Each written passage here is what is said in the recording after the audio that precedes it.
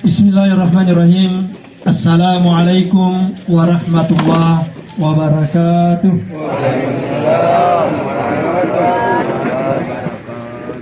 Alhamdulillah, alhamdulillahilladzi khalaqal mauta wal hayata liyabluwana ayyuna ahsanu amala. Asyhadu an la ilaha illallah wa asyhadu anna Muhammadan abduhu wa rasuluh. Allahumma salli wa sallim alaihi. Jemaah yang dimuliakan oleh Allah Subhanahu wa taala, alhamdulillah malam ini kita berkumpul. Luar biasa saya antusias jamaah dari Bungoro Indah ketika setiap acara takziah, luar biasa jamaah sekalian. Maka beruntunglah jamaah sekalian tinggal di Bungoro Indah. Saya katakan kalau kita meninggal nanti kurang lebih begini jamaahnya yang datang mendoakan kita. Amin ya rabbal alamin. Nah ingat satu ketika ada hadis Nabi, ketika ada orang meninggal disalati 40. Dalam riwayat disalati, apa yang dimaksud dengan salat adalah doa. Nah, ini kita berdoa. Ingat salat jenazah sebenarnya itu bukan salat tapi doa. Kenapa dikatakan doa? Karena tidak ada rukunya. Adakah salat jenazah ada rukunya? Ya tidak ada. Kalau ada rukunya salam itu. Nah yang dimaksud dengan salat itu ada ruku, ada sujud. Salat jenazah sebenarnya kata para ulama pada hakikatnya adalah doa. Makanya kita di Indonesia terkadang mungkin kita tidak sempat untuk mensalati, tapi minimal kita datang untuk acara takziah doa. Nah kita kembali di sini. Siapa orang yang meninggal kemudian didoakan minimal 40 orang, insya Allah orang selamat itu. Nah saya hitung-hitung di sini bukan cuma 40 Pak, lebih. Artinya apa jemaah sekalian? Orang yang meninggal di kompleks Bungoro Indah ini boleh kita katakan ada syafaat dari doa kita semuanya. Amin ya rabbal alamin. Ya, kita doakan semoga Bapak Sangkala Ruding juga mendapatkan berbahagia pada malam ini karena kedatangan kita semua. Insya Allah terakhir nanti kita doakan khusus kepada Bapak Sangkala Ruding. Jemaah dimuliakan oleh Allah Subhanahu wa taala. Saya biasanya kalau pergi ceramah aku minta datanya dulu supaya saya tahu sama keluarganya. Alhamdulillah Bapak Sangkala Ruding ini masih mengamalkan prinsip orang Sulawesi dulu, mega anak, mega dalek. Siaga anak-anak alhamdulillah 10. Ya 10 yang hidup saat ini sisa 8, artinya sudah ada 2 orang yang mendahului. Jemaah yang dimuliakan oleh Allah Subhanahu wa taala, saya katakan beruntung sekali Bapak Sangkala Ruding. 10 anaknya, 8 yang hidup semuanya hadir pada waktu pemakaman dan alhamdulillah pada malam ini masih mendampingi. Itu salah satu bukti baktinya kepada kedua orang tua. Coba banyak di antara orang yang meninggal Pak, anaknya sibuk. Anaknya super sibuk jamaah sekalian, dia tidak bisa tinggalkan pekerjaannya. Apa dia bilang? Nanti ditampung itu mataku nampak rewe. Nauzubillahi min zalik. Padahal tampung itu cuma ada mat tampung, apa namanya itu mat pasar batu. Nah, kenapa bahasanya orang di sini? Ya mat tampung juga ya. Mat tampung itu hanya bahasa atau hanya adatnya orang Sulawesi Selatan. Tidak ada di dalam syariat, tapi tidak apa-apa dilaksanakan karena doa. Tetapi yang paling utama sebenarnya jamaah sekalian, usahakan hadir ketika orang tua kita berpisah dengan dunia ini. Jangan mengatakan, taruh nih, palabon itu matai matuk ditampung apa kareo adalah.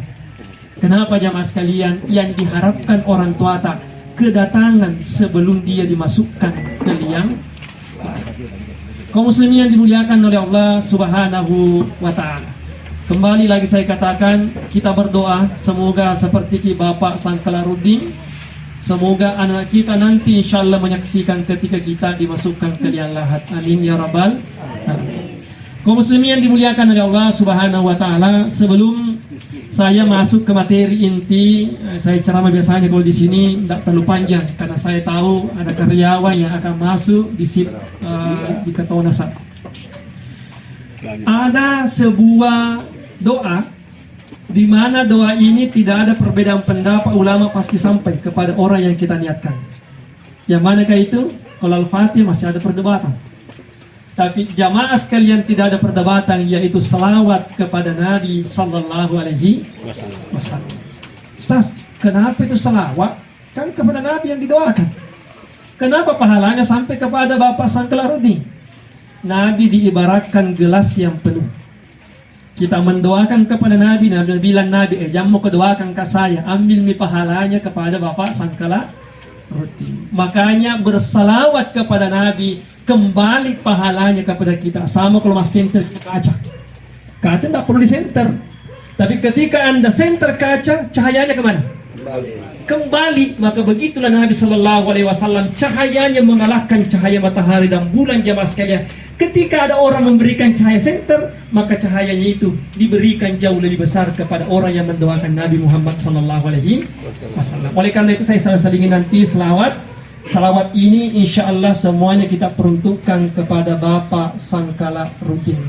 Salatullah, salamullah. Ayo. Ala toha rasulillah. Salamullah ala yasin habibillah. Alhamdulillah. Oke, jemaah yang dimuliakan oleh Allah Subhanahu wa taala. Malam ini tanggal berapa Hijriah? Yuk. Tanggal siaga. Ulas siaga ya lawan gue. Belum berapa sekarang? Bulan 2 Samsiah dengan Hijriah. Ulas siaga. Rajab. Nah, malam ini persis malam 27 Rajab. Apa yang terjadi 27 Rajab? Isra dan Mi'raj. Di masjid sudah Isra dan Mi'raj? Belum. Tapi minimal saya tidak mengambil porsinya Pak Ustaz nanti sana. Yang saya ambil bagian yang ada kaitannya tentang masalah kepersiapan menuju ke alam baka. Malam ini jamaah sekalian, Nabi sudah salat Isya. Itu kebiasaan Nabi. Sudah salat Maghrib makan. Ini pelajaran ibu-ibu. Kalau tidak mungkin banyak penyakit, kita ikuti Nabi. Dia makan itu sudah Maghrib langsung makan. Ini sesuai dengan anjuran dokter. Jangan makan malam. Karena kalau makan malam itu tidak terproses di perut menjadi penyakit. Tapi Nabi Sallallahu Alaihi Wasallam makannya itu setelah Maghrib. Dan di tanah Arab, Maghrib ternyata pada waktu musim musim panas itu terlalu cepat. Begitu pula kalau betul musim dingin itu terlalu lambat. Nah, kayak waktu musim haji kemarin, salat Isyanya nanti jam berapa? Jam 9:15 baru salat Isya. Maghribnya jam 8 lewat. Kenapa berbeda dengan daerah yang rata-rata jam 6 kita salat Maghrib? Artinya apa? Nabi Sallallahu Alaihi Wasallam mempercepat makan malamnya. Apa gunanya? Setelah dia salat Isya langsung tidur. Sekarang kita tanya ke ibu-ibu dan bapak-bapak, ke rumah sampai jam Isya di jam. Main HP, nonton TV, ya apalagi bang gaple. Ada itu namanya kan? Tapi kalau mau hidup sehat seperti orang tua, alhamdulillah istri almarhum masih hidup, masih sehat. Kalau mau usia sepanjang orang tua dulu, ikuti pola orang tua. Orang tua dulu tak tahu main HP. Ini ibu mertua saya belikan HP karena motonya saya lihat supaya dengar ceramahnya Ustaz Somad, suka Ustaz Somad. Nah tapi biasanya dengar dari HP ku. Nah saya bilang beli itu pakai HP. Sekalinya dibelikan, ya tidak bisa buka. Tidak bisa buka kalau tangannya keras sekali begini. Kenapa bukan mejamannya? Beda anak kecil kan lincah sekali tangannya itu. Nah kita menerima telepon dan terima akan nggak? Bagaimana caranya dia yang seperti dulu? Nah keras sekali nanti seperti HP yang manual. Nah kenapa orang tua kita tidak ada pusingnya? Sudah makan, dia mungkin mengaji-ngaji sedikit kemudian pergi langsung tidur.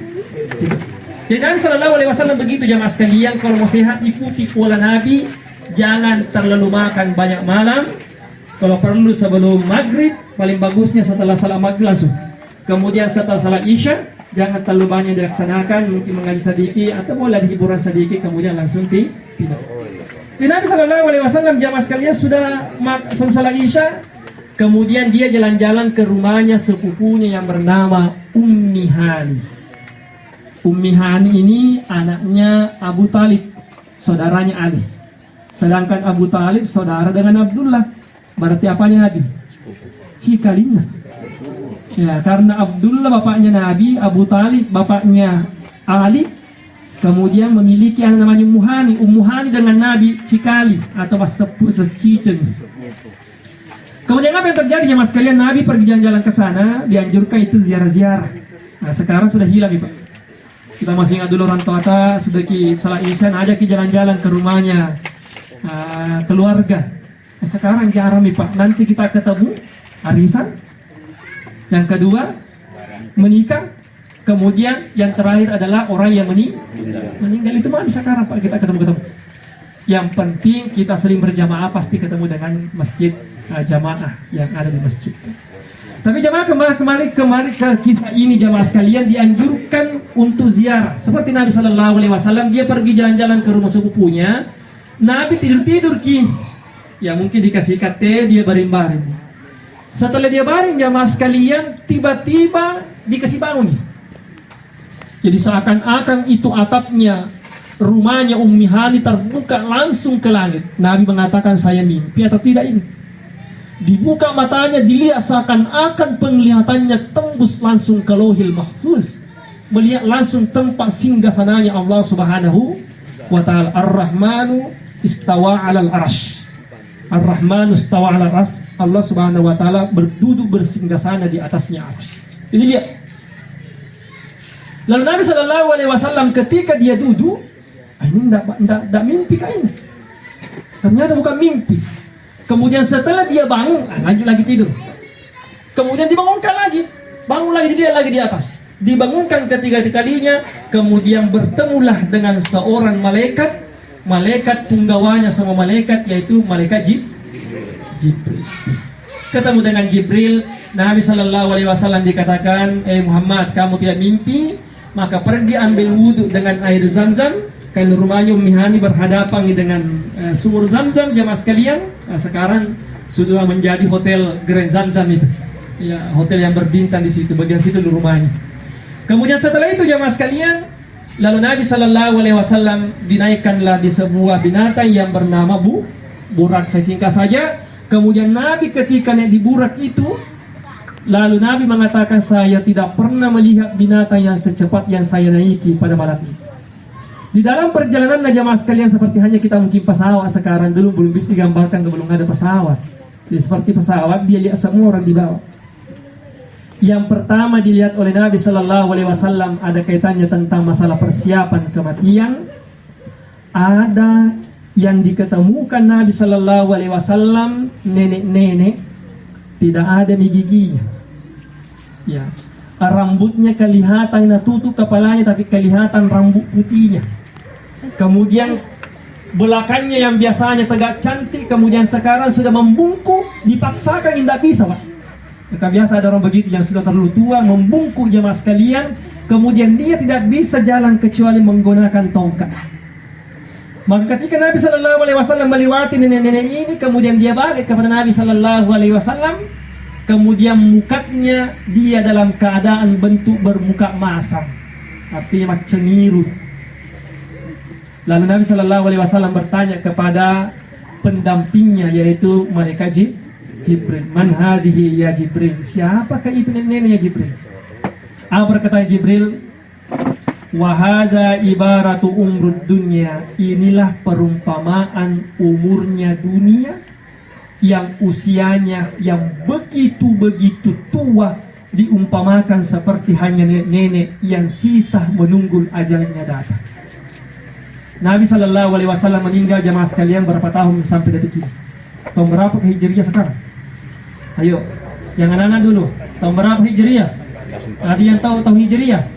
Tahun berapa sekarang? Kalau Masehi 2024. Kalau anak-anak Hijriah tahun berapa? Tidak ada yang tahu. Tahun berapa sekarang Pak? Biasanya pengurus masjid yang tahu itu, karena ada jadwalnya. 1445. Tahun 1445. Melumpi 46. 1445 tahun Nabi Sallallahu Alaihi Wasallam. Bapak coba dulu nenek-nenek tambahkan yang 1445. Kira-kira berapa tua itu nenek-nenek? Artinya apa?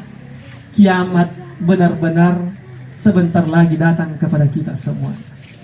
Sebelum kiamat itu datang jamaah sekalian, kita tidak sampai umur kepada kiamat, tapi yakin dan percaya kita akan mendahului dunia ini. Ketika usia tak rata-rata 60 sampai 70 tahun, siap-siap makin. Saya tanya dulu jamaah yang hadir sini, ada yang lewat 60 tahun umurnya? Siap-siap makin Pak. Ya, siap-siap makin aja mengurus urusan dunia. Yang 60 ke atas makanya pemerintah 60 nggak pensiunkan makin. Bahkan sekarang bukan 60 ya. Kalau tentara saya kemarin ketemu teman, masih muda gitu Pak. Pensiun mah ustaz. Ih, cepatnya itu. Berapa tahun? 55. Kalau tentara 56 kayaknya. 58. Kalau Tonasa berapa tahun? Di mana lebih cepat lagi Tonasa. Kalau guru biasanya 60 tahun. Kalau di kampus profesor orang ya sampai usia 70 tahun masih bisa kalau profesor. Tapi apa artinya jamaah sekalian? Nabi mengatakan banyak tonji yang meninggal yang muda-muda, tapi jauh lebih banyak meninggal yang tua. Yang tua sekina muda ya, ketawa orang tuanya. Hati-hati ke. Memang ada banyak orang yang meninggal yang tua, tapi ada juga yang biasanya dipanggil yang muda. Jemaah yang dimuliakan oleh Allah Subhanahu wa taala, ingat umur. Suatu ketika Nabi Ibrahim pernah bertemu malaikat pencabut nyawa. Malakul Maut. Malakul Maut mengatakan, "Ibrahim, saya mau jalan-jalan ke rumahmu." Nabi bilang Ibrahim, "Jalan kau datang ke rumahku takut kah?" Sama kalau kita kira-kira anggota malaikat malaikat pencabut nyawa. Nah kasih tahu mau jalan-jalan ke rumah kita terima atau tidak? Jangan lalu kita terima. Kalau datang gitu berarti mau mencabut nyawa itu. Nah begitulah perumpamaan Nabi Ibrahim. Mau kan jalan-jalan ke rumah, tak bilang jangan lalu kau datang kalau mau cabut nyawa aku. Nabi bilang tidak Ji. Nah, ini bahasa aku Ji. Tidak Ji. Nah dia datanglah. Kemudian sebelum pulang malaikat pencabut nyawa, malaikat Israel namanya. Israel. Dia berpesan kepada Israel, wahai Israel, jangan lalu kau datang ke rumahku yang kedua kalinya sebelum kasih tahu kan? Artinya kalau datang kedua kalinya cabut nyawa. Innalillahi. Janganlah kita datang ke rumahku sebelum kasih tahu kan. Tapi apa perkataannya Israel? Insyaallah tidak mungkin kak datang sebelum saya kasih tahu. Tapi tiba-tiba jemaah sekalian, waktu berlalu, Nabi Ibrahim mengharapkan adanya anak sampai usia tua, kakek-kakek yang tidak ada giginya, istrinya sudah bungku, sudah menopause, baru diberikan anak. Anak pertamanya namanya Ismail, anak keduanya namanya Ishak. Nah, dua nabi inilah garis keturunannya sampai Nabi Muhammad SAW. Nah, apa yang terjadi jemaah sekalian setelah lahir Ishak, beberapa tahun setelah lahirnya Ishak, besar-besar misalnya Ishak, maka Israel tiba-tiba ketuk-ketuk di depan pintunya. Ketika dia ketuk-ketuk Israel, Abu kasih tahu dulu. Jangan lalu kita datang ke rumahku sebelum minta izin kepada saya. Lalu Israel menjawab pertanyaannya Nabi Ibrahim. Ibrahim, coba waktu tak dulu ketemu, rambutmu masih hitam atau masih putih? Dulu masih hitam, wahai Israel. Coba lihat sekarang, sudah hitam atau putih rambut tak? Nah, putih nih. Ini yang jenggot apalagi sudah putih, kumisnya sudah putih. Nah, ini patampana itu pak patampana. Ya, jadi tidak usah pikirkan dulu urusan dunia. Kemudian lihat gigimu yang dulunya bagus urutannya, kamu ganteng, saat ini coba tersenyum. Coba ibu tersenyum ibu. Bagus semua giginya, alhamdulillah. Berarti kalau masih bagus gigi kita, berarti belum masih jauh-jauh itu malaikat Israel. Tapi ada tuh sekarang bagus giginya tapi dipasang semua gigi palsu. Jangan dimuliakan oleh Allah Subhanahu wa taala. Jadi ringkas kisahnya, Israel mengatakan, memang saya tidak beritahu Anda, tapi sadar diri ki bos. Artinya kalau sudah ada tanda-tanda itu, kehidupan dunia boleh dikatakan tinggalkan 50%-nya, 50%-nya lagi urusan akhirat. Kalau kita sudah benar-benar sudah lanjut usia jamaah sekalian, hilangkan 80% urusan dunia, 20%-nya adalah urusan akhirat. Kaum muslimin yang dimuliakan oleh Allah Subhanahu wa taala, apa yang perlu kita bawa sebelum kita menghadap Allah Subhanahu wa taala cuma satu. Cuma satu, Pak. Yaitu salat. Tidak mungkin selamat tanpa salat. Sering dalam setiap ceramah saya masukkan salat ini. Biar bagaimana banyaknya pahala jamaah sekalian, kalau tidak salat pasti tidak mungkin masuk surga. Apa dalilnya, Ustaz? As-salatu miftahul jannah. Salat itu kuncinya surga. Banyak pahala tapi di sini tidak bisa diambil. Kenapa tidak bisa ambil jamaah sekalian? Karena tidak ada kuncinya. Atau kuncinya ada pahala tapi keratang. Kenapa keratang? Terkadang salah isyanya, salah isya aja. Tapi kalau salah subuhnya, bangun jam 10, jam 9 tidak salah misalnya. Jadi kasih tahu biar dia keratang itu kasihkan sedikit minyak. Caranya bagaimana dikasihkan minyak? Walaupun terlambat salat tetap dilaksanakan salat. Minimal nanti keratan tapi ada sedikit minyak di situ.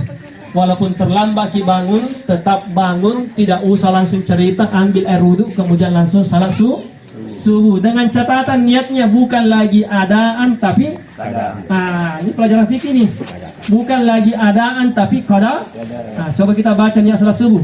Usalli fardas salati subhi rak'ataini mustaqbilal kiblati. Bukan lagi adaan tapi qadaan, artinya terlambat kayak Allah.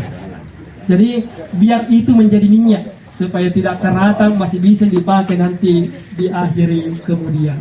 Salatullah salamullah ala toha salatullah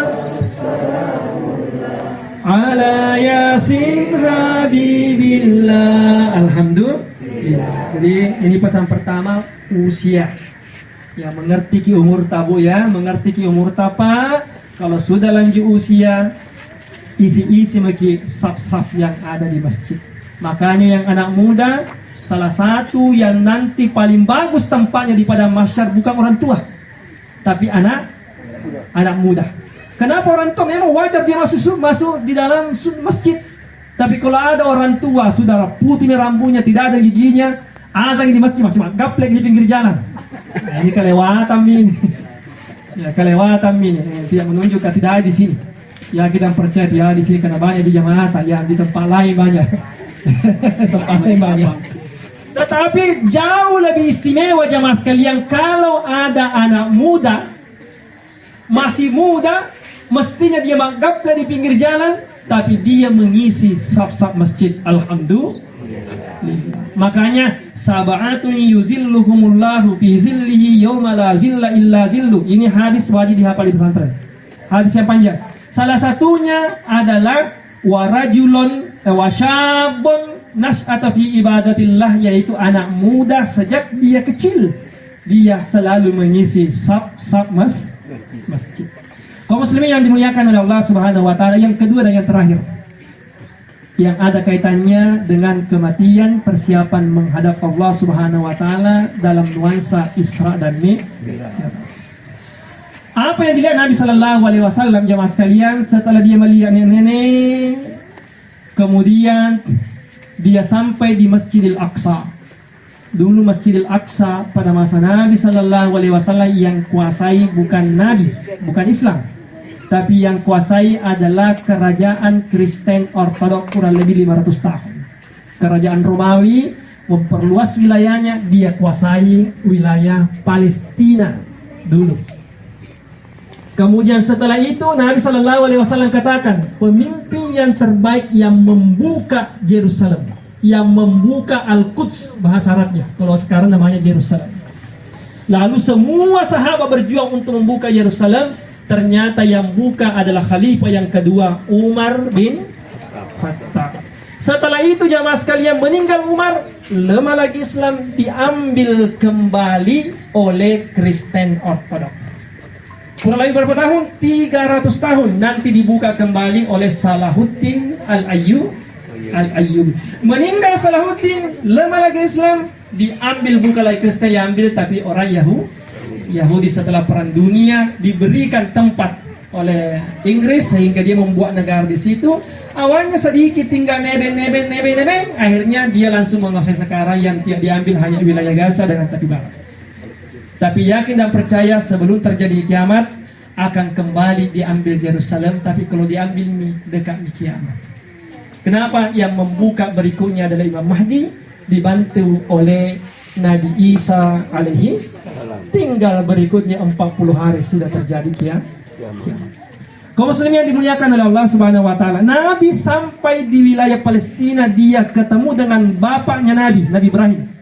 Ketemu dengan Nabi Musa, ketemu dengan Nabi Isa. Semua nabi-nabi yang diutus oleh Allah Subhanahu wa taala menjadi pengikut Rasulullah sallallahu alaihi wasallam. Nabi menjadi imam, yang di belakangnya menjadi seorang pengikut.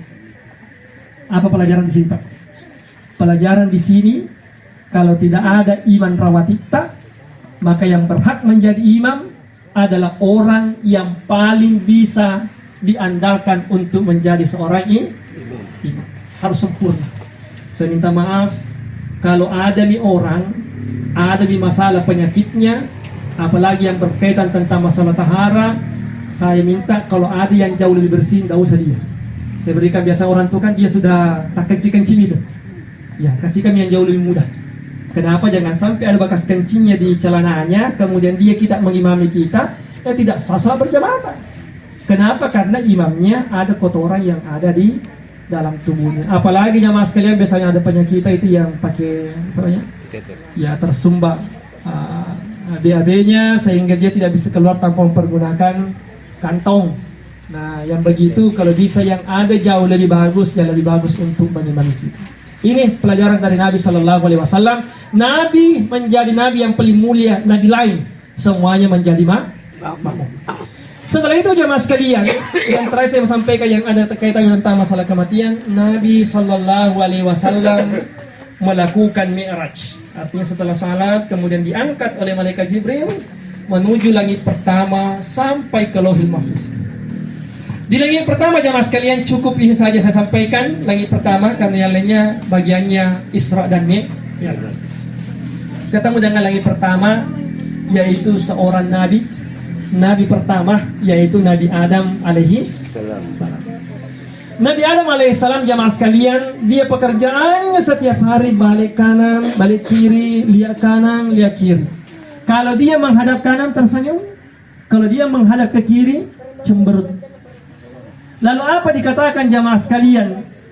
Ketika dia menghadap ke kanan, dia mengatakan ukhruj, keluarlah ar-ruhut tayyib at-tayyibah minal jasadit tayyib.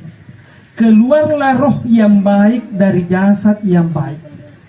Ketika dia belok ke sebelah kiri, dia mengatakan ukhruj ar-ruhut as-sayyi'ah minal jasadis sayyi'ah.